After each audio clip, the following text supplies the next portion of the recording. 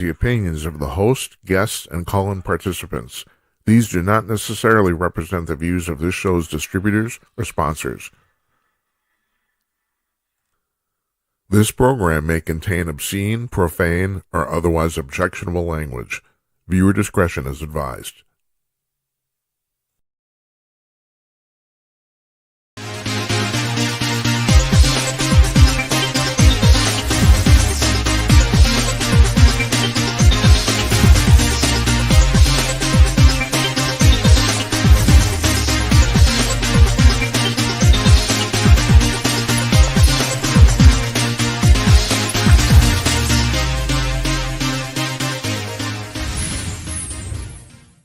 Howdy ho, everybody. Come to you cordless from glamorous Minneapolis. It's Tuesday night, June 9th, 2026. I'm Jim Peters.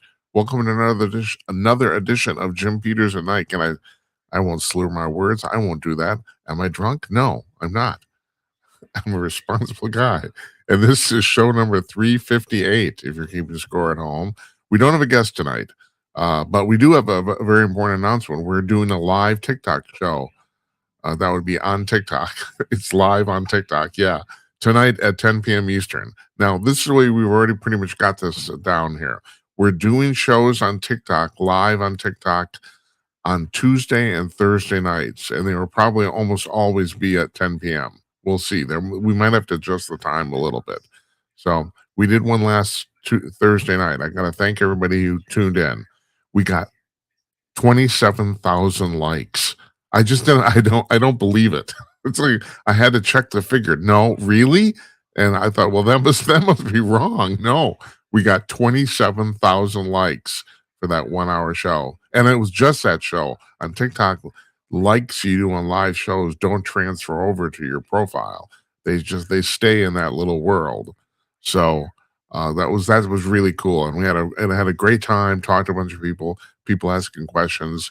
Now, tonight I'm going to try something called multi-guest, which is where we actually, viewers can actually basically kind of request to be interviewed, kind of, sort of. It's like we put them on the screen, and so we're going to try that. I've never done it before. I'm probably going to screw it up the first time, but this is unlike tests we did. We did a couple test shows before we actually started this. This is going to be our fifth actual real show, but that you can't test without having viewers, so we're going to try it tonight. That's what we're going to do. So no guest tonight. Tomorrow, our guest. I asked to book this guy, and I know you probably don't find this fascinating. I find this absolutely fascinating. The guy's name is Ralph Bisaglia, and he's the president and CEO of American Transit Insurance Company. His company insures the majority of the taxi drivers and Uber drivers and rideshare vehicles in the city of New York. And his problem is that Mamdani, the new socialist mayor, is completely fucking it up, according to him. So we're going to hear from him directly. I mean, I got to admit, I'm just fascinated by this. This company started, if I'm right, this is off the top of my head, in 1972, and they are now the premier insurance company for taxi drivers and transportation drivers in the city of Manhattan. So we're going to talk to him. That should be really amazing. I'm not going to go into this too much. We have a full... I have to mention this before I mention that. We're taking... I'm sorry, we took last night off. I know you probably know that. We were going to do a Jimcast, and I was just under the weather. But and we're taking Thursday off. We've had that long planned. So because of that, though, we're going to do a Jimcast on Friday. Now, we did one last Friday, too. It kind of went under the radar. Once again, we're just kind of testing this. We posted it. It's on the platforms. Our show is not actually running on TikTok yet, and this is really weird. I don't know if we're actually going to do it, even though we have a huge presence there. We're already apparently in the top 1% of creators. We post over 100 shorts there a month just from our show, nothing else. That's because we do basically 4 hours a week, and we're posting 4 to 5 shorts from every show. So, or no, more than that actually. because we're doing the show in 2 parts. That's the other thing too. If it's been a while, you've been at, if you know, if you, it's been a while since you watched, we are now posting on YouTube and Rumble. We're posting the show, the 2 parts of the show separately. So we always do a Jimcast before. We called this footnotes, and we did it after our interview. But we didn't do a show if there wasn't an interview. Now we've kind of flip flopped this. Now we're doing the monologue part every night, Monday through Thursday. Well, I took last night off, and we do an interview if we have a guest. And next week we have guests already booked for the entire week, so we're gonna have a guest every night. But if we don't have a guest every night, we're gonna do a Jimcast anyway, like we are tonight. But on Thursday we're not doing that either. I'm taking the whole day off, medical stuff. So we're going to do one on Friday again. And the thing is, we might even when the schedule doesn't demand it, like this week, we're thinking about doing Friday Gymcast anyway. We don't know yet. We don't. But next week we'll find out. We have 4 guests next week, all 4 nights, Monday through Thursday. That starts with Rainer Zeidelman, the economist. He's coming back here. He was on about 3 or 4 months ago. He has a new book coming out next week, so we're going to have him on. But anyway, that's Monday. I won't go into the rest of the week. I'm not going to bore you. I don't want to do that. So what happened today? Okay. Here's what happened today, or this weekend anyway, yesterday. It appears now that Spencer Pratt is out of the running for the runoff from the mayoral election in Los Angeles. And we talked about this at length on Thursday, and I'm really pissed off because it appears, I said on Thursday, and I need to qualify this because there's a possibility that I'm doing a correction here, but I don't really know yet. I said that what happened last week in this race was mathematically impossible, and therefore it was obvious that that was proof that we're cheating. Well, that's what the AP reported, but it turns out they might have reported it wrong. They said AP that in a ballot drop of 23,858 ballots, if I'm correct, I got that not a single vote was for Spencer Pratt, and I said that is mathematically impossible, and it is. Some mathematicians figure out that the odds of that are greater than the number of atoms in the entire universe. Believe it or not. I mean, we're talking about literally quintessentially billions to 1, whatever that number is. 32 zeros behind it. That's impossible. And I said I think that's mathematical proof that they're cheating. Now here's the problem. It turns out the AP might have reported that incorrectly. So if they did, my theory goes from proof to evidence. There's no doubt to me there's plausible evidence that they're cheating. That's pretty obvious. But whether it's proof, that's the other thing. But I do maintain that if that's correct, if it turns out they had a ballot drop of 23,000 votes and Spencer Pratt didn't get a single one, that's their cheating. I'm sticking with that. So the only real question is whether the AP was right in their reporting, and that's what we're still trying to figure out. So you know how this works here. I have no problem admitting when I'm wrong, and that's the reason. And right now, I don't know if I'm wrong or not. I'm just giving you a heads up and do it right at the top of the show. So this is bullshit. What's going on over there is bullshit. This entire system in California is set up so they can cheat, and then they say, "Well, there's no evidence of the cheating." The system's set up so it produces no evidence. This is just mind-boggling to me. It's like if I lived there, and I did live there. I lived there for several years in LA. Yeah, I would sue people. And just as a citizen, it pisses me off. What is democracy if we can't trust our elections? It's like, oh, your candidate didn't win. Well, that's too freaking bad. My candidate often doesn't win too. Yeah. So whether I personally don't believe that Rahman actually overtook Spencer Pratt. I don't. I do. I can conceive of the fact that that Bass has the lead, and she might very well win, even if Pratt was in. I mean, the old Democratic thing, vote blue no matter who. Uh, people are crazy, and I understand why they'd vote for her. Yeah, it's irrational. I mean, she's obviously incompetent. The city's in tatters. You'd think you would vote for a change just for a change. Even now, even if this sits, and I got to give Pratt credit here. He's not conceding until all those votes are counted, and yeah, that's a good thing. That's not going to happen till July 6th. These people, it's unbelievable. It's like somebody said, third world countries count their votes more than there's 6 billion people living in China, or no, not China, India, and they can count their votes in a day. It's like, what the hell is going on here? This is absolutely ludicrous. It's crazy. But this whole system is set up so that they can cheat. It is. And now, I've said this too. I'm not being partisan about this. There's significant evidence to indicate that the Republicans cheated the 2000 and 2004 presidential elections. That's a long story, and I'm not going to get into it. The Republicans did it by hacking computers, supposedly. The Democrats, actually, they've got a way better scheme going on here. They're using mail-in ballots. So if we're behind, we just print more of them. And that you can't trace that. You can't, especially the way this system brought up. There's virtually no way you can trace a ballot through that system.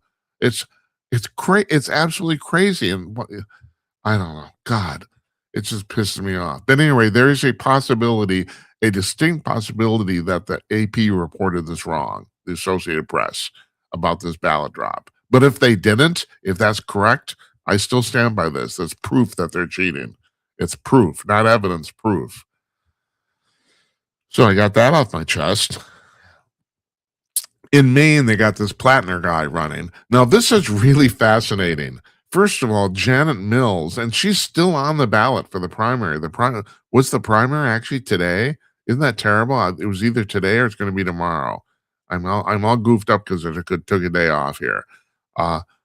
Janet Mills, the former governor of Maine, is actually beloved in that state, and he's taking up all the oxygen in the rooms. It's going to be really interesting to see what happens here. I have my friend David Strom over at Hot Air. He did an article about this, and he didn't really say what I'm going to say. He inferred it, or implied it, excuse me, about the fact. I got a couple of theories here. What's going on? Because, like he said, this was not done by accident. They did not find this guy who seems extremely flawed and decide to promote him. Mills is still in the running, but if I'm right, he got the endorsement of the state Democratic committee, if I'm correct on that, not her. So there's a couple things going on here. This is not an accident. It isn't. There's two things. Either they're running this as a test, although it's kind of a weird time to test something, but they want as an experiment to see if the person running who gets the most media attention kind of automatically wins. That's the thing. He's getting an enormous amount of attention. You would say on the surface, most of it is bad. Not necessarily. It makes people realize somebody's running. The vast majority of Americans don't have any clue on what's going on. They don't pay any attention. So all they know is they've heard of this guy. And for a lot of people, that's enough. There's that. Or here's the other thing, and I'm going to get in trouble for talking about this. I don't care.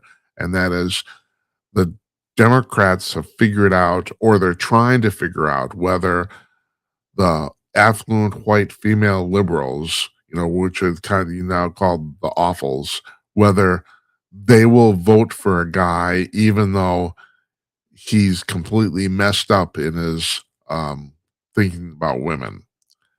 In other words, they're trying to find out if they can bank on the fact these women are crazy. I'll be perfectly honest with you. There's a bunch of articles running today, this week. I thought it was a poll, but I actually couldn't find the poll. I thought it was a poll, but there's a whole bunch of articles running about women who end up dating their rapists. Now, I would say that's completely irrational. That's nuts. but there's a lot of women apparently that do this. I did not know this. That women have written articles, copious articles, in the last 7 8 years about this phenomena of women dating their rapists. And somebody, so in one of these articles, explained that there's two different types of rapists. You have your capital R rapists who will rape women, a complete stranger walking through down the stairwell of a parking ramp, someone they've never seen in their life, and will rape them. And then you have the small R rapists of guys who take women out to dinner and then come bring them home and force their way into the house and rape them. In other words, they had some social interaction. Either way, it's nuts. I think it's nuts, completely nuts. But the thing is, there's apparently a lot of women that do this. Apparently, but the thing is, most of these articles are written by women. So it's like this is. I mean, I think this is ludicrous. I think the Democratic Party is trying to figure out how, for lack of a better term, trustworthy these women are as voters, because at this point they're basically taking over the party. They're completely running the party. And as I'm alluding to here, a lot of them are stone cold crazy, and I don't know why. I can't. I've tried to figure out, is there some sort of mass delusion going on, or psychosis, excuse me, going on in the country? Is there something in the water, or I don't know. I don't understand what's going on here. I really don't. But we do have there's a large percentage of the populace, and it might not be that it's gotten any bigger. It might just be the fact that social media is making it more prevalent and more obvious. I had an interview on the radio. This is going back 35 years ago with a psychologist. I don't remember why I was talking to him. I don't remember what the subject matter is. This is the only part of that interview I remember. And I asked him, and he was talking about people who were emotionally disturbed. And I asked him, I said, well, doctor, that you could pretty much make an argument that a quarter of the population's clinically emotionally crazy, couldn't you? And he stopped and said, yeah, that would be about right. I thought, that's frightening as hell. Really? A quarter of the population's nuts. Yeah, but I'm starting to think that's true. I really am. And he said that 35 years ago. It's like, Jesus Christ. And so I'm wondering if they're actually running some sort of experiment here to see if, by pushing people completely to the edge of what's considered societally acceptable, if people will still vote for it. We'll find out, you know? I mean, and this is an amazing thing. Like I said, Janet Mills, the former governor of Maine, is beloved in that state, and she actually seems to be a pretty cool person. She does. I mean, I don't know. I don't know her policies specifically. I don't know if I'd vote for her, but she does seem to be a relatively reasonable person. Graham Platner does not. If this guy seems loony bin crazy. And of course, we need more people like that in Congress. God. So this is going to be really interesting. I pull just to talk about this whole thing about women raping their rape, or women dating their rapists. I pulled this quote. This is one of the reporters said.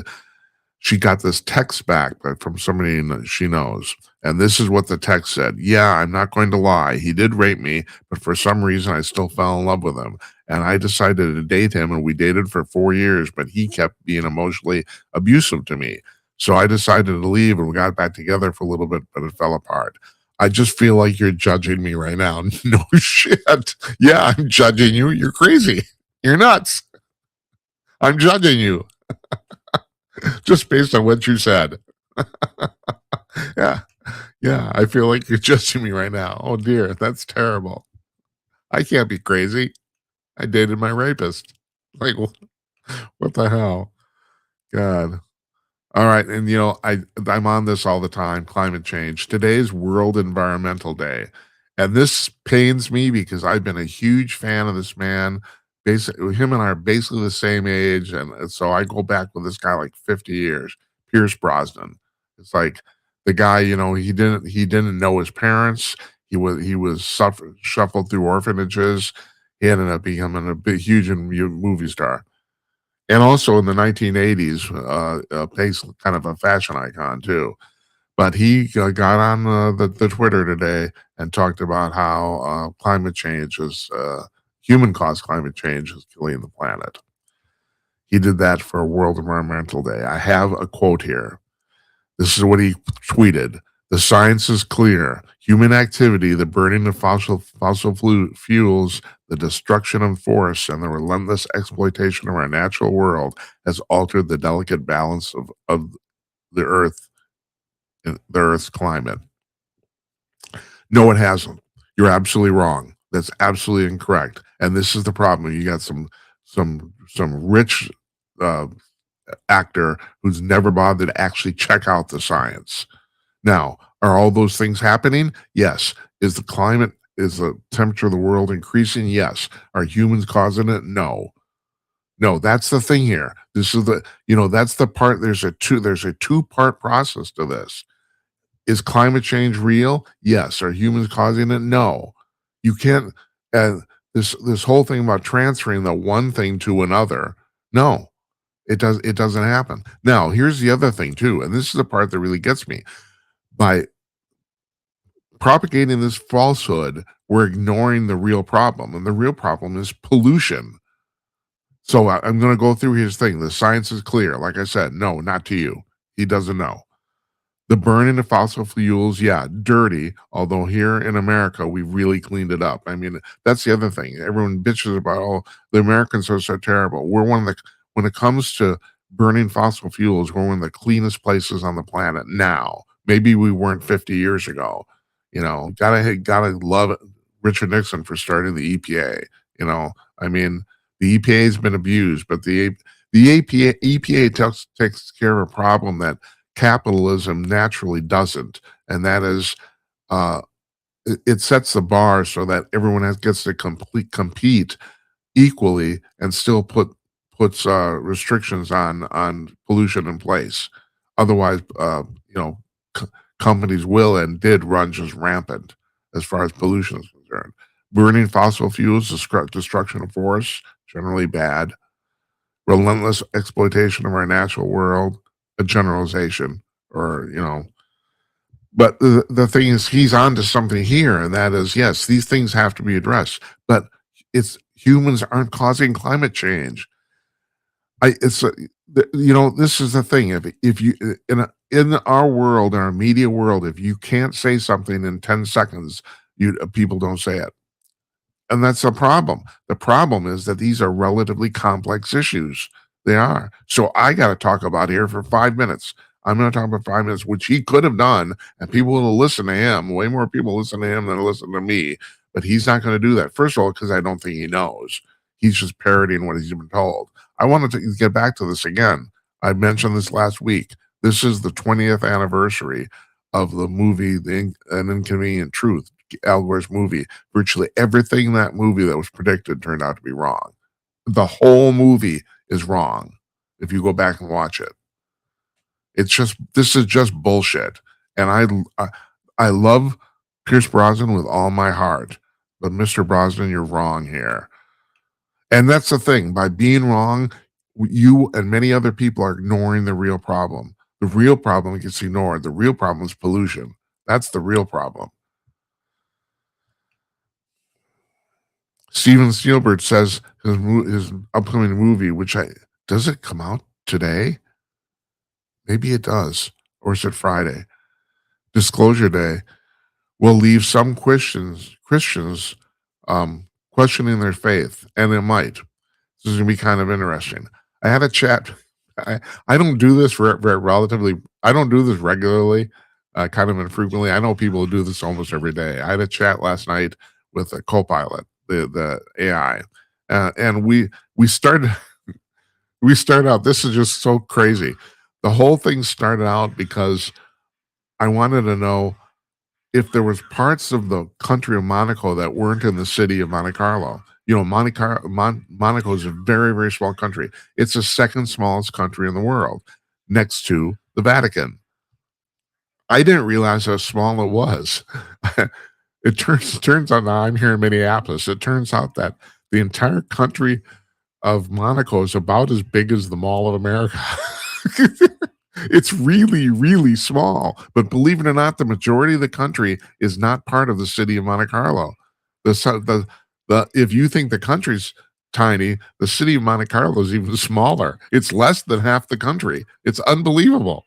But yeah, so that's what. But because we was talking about the Vatican, we got into the Vatican. And I started talking about the Vatican Observatory or asking the questions, and and about the. So I asked it point blank. I asked Copal. I said, does the Vatican have any evidence of extraterrestrial visitation? Of course, he said no, but it also said what I this is really interesting that it agreed with me, or actually said that the Vatican for years has been trying to get ahead of this issue about the fact that if extraterrestrials show up, will destroy the Catholic faith or destroy Christianity. And actually, and the Catholic Church is right. It shouldn't. It shouldn't. Just because a bunch of ETs land on Earth doesn't mean that Jesus Christ wasn't the Son of God. It really, these things actually have nothing to do with each other. But there's a whole bunch of people that think that if the extraterrestrials are real, therefore their entire religion is negated, and it isn't and shouldn't. But Copilot was talking about what I was talking about the fact that the, the Catholics have been trying to get ahead of this issue for many years because they know it's coming. It's inevitable. I couldn't get Copilot to use that word. It disagreed with me that it was inevitable. I think it's inevitable. It's inevitable because I mean, we know, I know, and you should know too, that the extraterrestrials have been coming to Earth. I can't tell you. Here's my line. I can't tell you where they're from. I can't tell you how they get here. None of that stuff I know, but they're definitely here or coming anyway. They've come, and when I mean they've come, I mean like in the last month. They're coming here regularly. So this is all the stuff that the Pentagon's releasing now, and I've said this too. This is the way I think this is going to work out. I don't think the presidents will or is going to have to stand up on a podium and tell people that the extra are coming here. I think at some point they will release these files. They're doing regular dumps now. They've done a second one. They're basically promising to do these on a regular basis, like once every 4 or 8 weeks. At some point, I think they will include a file in this that it's basically the smoking gun, that it will be plainly obvious. It will be proof that we're being visited. That's what I think is going to happen. So I don't know. We'll see. But I don't know if I'm going to go see this movie either. I don't know that. It's like I've seen all the trailers. I'm coming to the conclusion it's basically probably just a horror movie with extraterrestrials, and that's fine. That's good. That's good. But I got stuff going on. I don't have 2 hours to devote to that. A documentary. Yeah, I watched The Age of Disclosure. I watch all of James Fox's documentaries. They're fantastic. I watch, but no, not a horror movie. I don't have time for that. And finally, I have to talk about this. Oh, we're pushing half an hour. I got to get out of here. Scott Pelley, bless his heart. It's like this guy. So he's done a couple of interviews since leaving 60 Minutes, leaving CBS News. He got fired. He got fired for insubordination. He doesn't see it. He doesn't understand how he was insubordinate. He's now talking about the fact that he was in combat, as a journalist. He says that he admits he didn't wear the uniform, but he was in combat. This guy is such a pompous, out of touch jackass. It's mind boggling. And here's the deal. He was getting, this is an estimate, but based on what I know of the business, this is probably correct. He was getting paid about $5 million a year to be a complete, total, out of touch jackass. I mean, seriously, this is might be a jump the shark moment for the media. The fact that he's come out here and he's talking and he doesn't realize at all. He said to Barry Weiss says, "Why does the American public think you're biased?" And he says, "Where did you get that idea? What is your source of information?